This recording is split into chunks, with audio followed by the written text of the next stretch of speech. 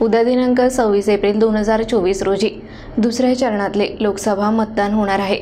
अकोला जिल्ह्यात 882 ठिकाणी 1719 मतदान केंद्रांवर लोकसभा सार्वत्रिक निवडणूक 2024 प्रक्रिया पार पडणार आहे।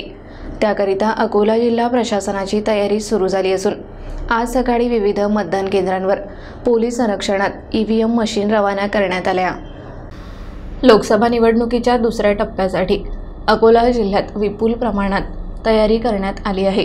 उद्या 26 एप्रिल 2024 रोजी जिल्ह्यातील 882 ठिकाणी असलेल्या एकूण 1719 मतदान केंद्रांवर मतदानाची महत्त्वपूर्ण प्रक्रिया होणार आहे। जिल्हा प्रशासनाने या मोठ्या लोकशाही सोहळ्यासाठी पूर्ण तयारी केली आहे। विशेषतः मतदान प्रक्रियेतील सर्वात महत्त्वाचा घटक असलेल्या ईव्हीएम मशीन्स आज सकाळी पोलीस बंदोबस्तात विविध मतदान केंद्रांवर रवाना करण्यात आले। अकोला पूर्व मतदारसंघासाठी कृषी उत्पन्न बाजार समितीतून तर अकोला पश्चिम मतदारसंघासाठी संस्कृती भवनातून ईव्हीएम मशीन्स रवाना झाल्या। मतदान पथकांना मतदान केंद्रांवर पोहोचवण्यासाठी आणि परत आणण्यासाठी 230 बसेसची व्यवस्था करण्यात आली आहे। प्रशासनाकडून मतदान पथकांना योग्य प्रशिक्षणही देण्यात आले असून निरीक्षकांच्या मार्गदर्शनाखाली संपूर्ण मतदान प्रक्रिया पार पडणार आहे।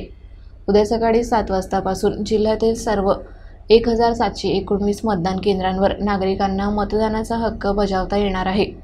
अकोला जिल्हा प्रशासनाने या महत्त्वपूर्ण लोकशाही प्रक्रियेसाठी मोठ्या प्रमाणावर तयारी केल्याचे स्पष्टपणे दिसून येत आहे।